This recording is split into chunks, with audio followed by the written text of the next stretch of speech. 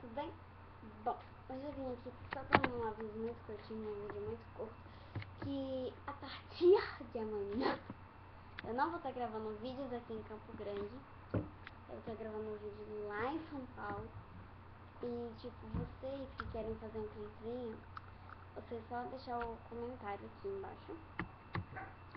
Mas pessoal, é o seguinte, eu queria estar fazendo um clipezinho quando eu tiver 10 inscritos. Eu tenho 7, eu preciso de 3 pra poder fazer, né? Mas tem pessoas assim que não me incomodam se vocês quiserem fazer coisas de 7 inscritos, porque é o seguinte,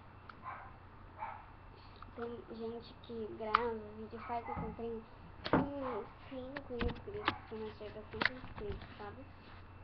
Bom, pessoal, é esse o aviso que eu vim dar, que até o dia 13 ou dia 15, mais ou menos, eu vou estar gravando lá em São Paulo. Eu vou estar gravando em outro computador. E eu vou... é isso.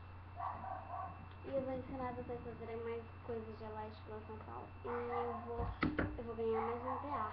Por quê? Como vocês sabem, já eu mudei de posição. O meu que vai mostrar muito aqui, não percebi essa toda hora. Porque o meu quebrou, ó. Infelizmente eu tive que emendar ele só pra... assim, com super bomba em gel. Mas é só pra... assim, por acaso, porque essa eu vou pra São Paulo, então eu vou comprar mais um, eu acho. 2, não, eu vou comprar mais um.